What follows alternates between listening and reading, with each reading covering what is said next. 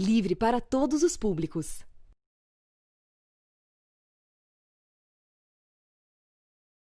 Olá! Em 4 meses e meio, quase 100 mil pessoas morreram por coronavírus no Brasil. Na entrevista central, conversamos com Gilberto Carvalho, ex-ministro e coordenador da campanha Vamos Precisar de Todo Mundo, sobre a importância que as ações solidárias têm neste período. A saúde mental do povo brasileiro também está mais fragilizada. Confira no programa como a pandemia tem contribuído para as pessoas adoecerem psicologicamente. Isso e muito mais a partir de agora na Central do Brasil.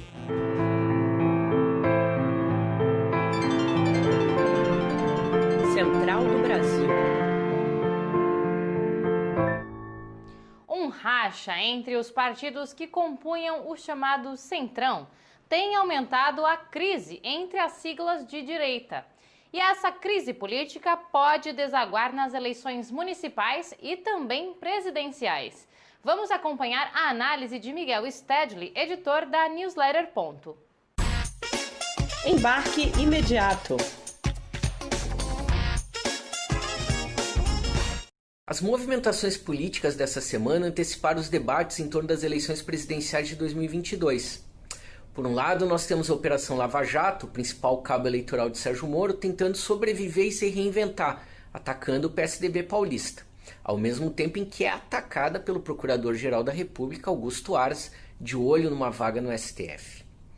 No Congresso, a saída do DEM e do MDB do Bloco do Centrão animou o governador de São Paulo, João Dória, que sonha numa aliança desses dois partidos com os tucanos para alavancar sua própria candidatura. Pela direita, as candidaturas de Sérgio Moro, João Dória, talvez um Luciano Huck, têm pela frente como principal obstáculo a própria candidatura de Jair Bolsonaro, que conseguiu estancar a sua queda de popularidade e hoje teria fôlego para chegar no hipotético segundo turno. Se as eleições de 2022 serão baseadas no anti-bolsonarismo, nós temos pelo caminho ainda as eleições municipais desse ano, onde nós teremos como novidade a proibição de coligações proporcionais. Isso deverá alterar seriamente o quadro das legendas e organização partidária após essas eleições, e será determinante também para a tática da esquerda, que ainda não construiu o seu polo e ainda não unificou a sua tática do anti-bolsonarismo. A cada dia, cerca de 1.100 pessoas morrem por coronavírus no Brasil.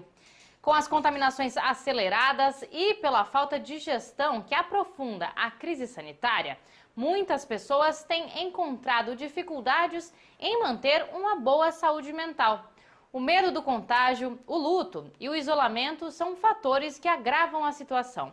Vamos saber mais na reportagem de Camila Piacese. Desde quando o coronavírus chegou ao Brasil, a vida de Elineuza Auxiliadora Silva mudou completamente. A saúde emocional está fragilizada. A técnica de enfermagem, aposentada, moradora de Brasília, diz que ultimamente não se sente bem. Eu ando muito chorona, eu choro muito, eu sinto uma angústia, uma depressão muito grande por não poder ser a pessoa que eu era antes, porque eu sou muito ativa, eu era muito ativa. E com essa pandemia, há 4 meses já que eu não posso sair. Segundo dados da Organização Mundial de Saúde, OMS, 20 milhões de brasileiros sofrem transtornos mentais e adverte que os números podem aumentar nesta época de pandemia. A preocupação da OMS foi comprovada em uma pesquisa feita no Reino Unido, quando psiquiatras relataram o aumento no número de atendimentos de emergência relacionados a doenças mentais durante a pandemia. Outro problema acarretado pelo isolamento social é o medo de perder alguém. Elineuza Auxiliadora contou que todo final de semana a família se reunia na casa da mãe, Dona Maria Ribeiro, de 94 anos. Mas agora os encontros de família estão suspensos. Não posso ver minha mãe, meus irmãos, eu tenho um monte de irmãos, eu tenho uma família grande, a gente só se fala por vídeo, entendeu? As poucas vezes que eu fui ver minha mãe, foi assim uma fase de correndo com máscara, com toda a proteção do mundo, nem podendo dar um beijo nela. Para a psicóloga carioca moradora da capital do país, Ana Beatriz Barbosa, o medo de perder um ente querido deixa as pessoas em estado de alerta. A gente tem um dado aí de um aumento de 30% de suicídios, né? A gente tem um dado também que está falando de um aumento de violência doméstica, né? A gente tem questões muito sérias da convivência também dentro do lar que estão se exacerbando. É importante que as pessoas busquem se cuidar, né? Quem tiver como, busque uma terapia online mesmo e fortaleçam suas redes de contato. A arte é uma forma da gente aliviar nossos pensamentos e trazer cor para os dias cinzas. Vamos então para a Parada Cultural para conhecer uma dica que vem direto de Juazeiro, na Bahia. Vamos conhecer a dica do músico e compositor baiano Fatel. Parada Cultural. Fala, gente, eu sou Fatel, músico e compositor juazeirense aqui da Bahia, e o disco da Nova Bahia que eu tenho para indicar hoje é o Verbotopia, de Daniel Penha. É um disco composto por 14 faixas, cheio de conceito, de referências, de coisas intrínsecas, assim, então, de minimalismo também. Então é a minha indicação de hoje. Tanto a saúde mental quanto a saúde física ficam ainda mais debilitadas sob o risco da escassez e a dificuldade em conseguir pagar as contas. Uma forma de reduzir os impactos da crise, do desemprego e da queda da renda tem sido pelas ações de solidariedade. Vamos com Afonso Bezerra pelos trilhos do Brasil para conhecer algumas destas ações. Trilhos do Brasil. Enquanto a crise do coronavírus se aprofunda no Brasil, a população mais pobre se une para tentar sobreviver. Em uma rede de solidariedade e amparo, tentam manter as refeições e os cuidados médicos durante a pandemia. No Rio Grande do Sul, as cooperativas ligadas ao MST têm realizado a distribuição de alimentos para as famílias da periferia de Porto Alegre. São doados alimentos frescos colhidos em assentamentos da reforma agrária e industrializados, produzidos nas agroindústrias. Até o momento já foram doados 2.300 toneladas de alimentos. Em Maceió, foi formada esta semana a primeira turma dos agentes populares de saúde. Agora, 120 agentes atuarão em 10 territórios para apoiar a população no combate ao coronavírus. Assim como em Pernambuco, a formação foi realizada com o apoio dos movimentos populares e da Fiocruz. No Rio Grande do Norte, o Movimento de Solidariedade tem garantido alimento e EPIs para pescadores e pescadoras que estão sem renda durante a pandemia. Até o momento, 700 famílias já foram beneficiadas com estas doações. E a Revolução Solidária do MTST continua firme, apoiando as famílias que moram em ocupações espalhadas por todo o Brasil, com doações de alimentos e EPIs. Quem quiser colaborar com a campanha, basta acessar o site www.revoluçãosolidaria.org e escolher a iniciativa que deseja ajudar. Com o foco em cuidar do povo e salvar vidas, as frentes Povo Sem Medo e Brasil Popular lançaram a campanha Vamos Precisar de Todo Mundo logo no início da crise sanitária no Brasil. A campanha articula projetos, ações solidárias e recebe doações com a prioridade em atender a população mais pobre. Jonatas Campos conversou sobre o assunto com Gilberto Carvalho, ex-ministro e coordenador da campanha. Entrevista Central. Olá, o programa Central do Brasil entrevista hoje Gilberto Carvalho. Ele foi ministro-chefe da Secretaria-Geral da Presidência da República e atualmente coordena a campanha de solidariedade Vamos Precisar de Todo Mundo. Gilberto, agradecemos sua participação nessa entrevista central. Qual o balanço até o momento da campanha Vamos Precisar de Todo Mundo? Completamos agora nesses dias 100 dias de campanha e eu digo para você que estamos bem felizes com os resultados alcançados. Essa campanha é um guarda-chuva que estimula as ações de solidariedade. E estamos felizes com as respostas que nós encontramos. Nós temos já espalhados pelo país 315 pontos de solidariedade, que são movimentos como o MST, o MTD, o MAB, a Central de Movimentos Populares, o MTST, partidos, que se organizaram para a coleta e distribuição de alimentos, de material de limpeza, mas também, além de repartir o pão, propriamente dito, repartir o pão da palavra, no sentido de fazer rodas de conversa, de conscientização, de informação, de assistência psicológica, sem falar em brigadas de saúde, sobretudo companheiros do MTD e da Central de Movimentos Populares estão realizando para ajudar o povo a tomar consciência do que é a pandemia.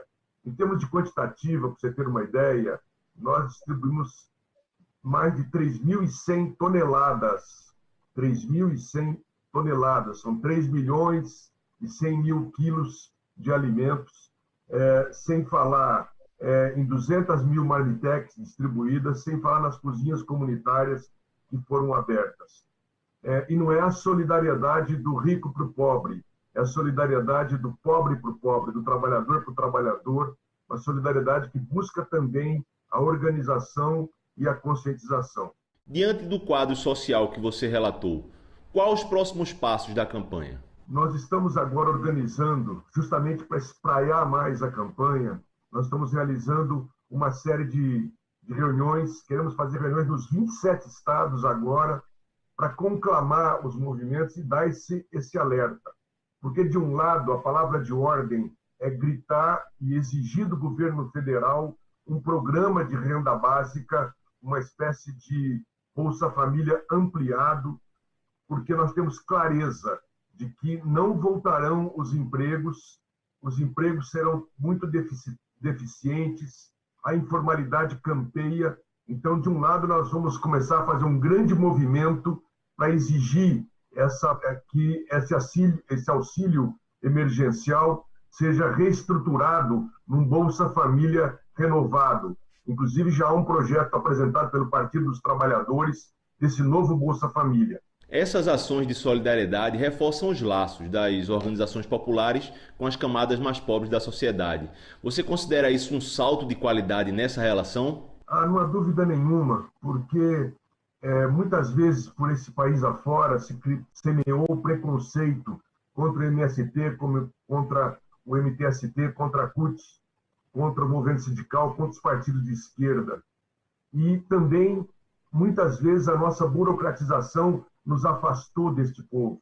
Essa é uma oportunidade de ouro que nós temos, para além de cumprir um imperativo ético, de repartir com o irmão que está sofrendo aquilo que nós temos e que pode até nos fazer falta, mas é fundamental a gente repartir, com a questão política, de a gente conseguir, de fato, ganhar a confiança, ganhar a credibilidade desse povo, para que ele olhe para nós como um sinal de esperança, e não apenas como burocratas ou como propagandeiros políticos que vêm na hora da eleição só pedir o voto.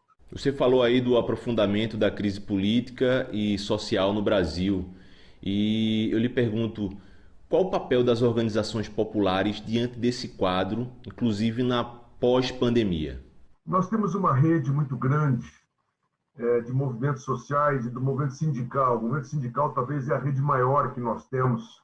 Parte dele tem se engajado também nesse processo. Essa rede, junto com os diretórios dos partidos de esquerda, pode se converter nos vasos capilares necessários que nós possuímos já para realizar essa missão de conscientização do nosso povo.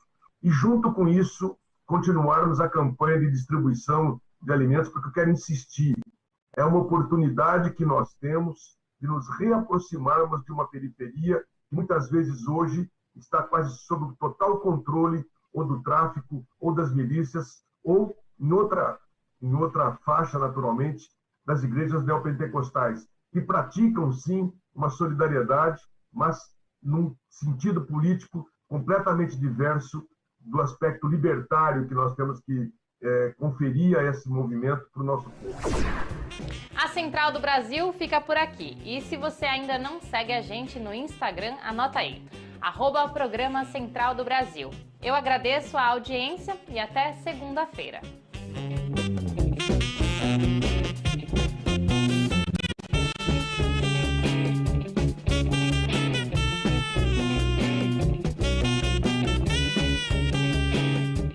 Central Central do Brasil, a rede de comunicação dos movimentos populares.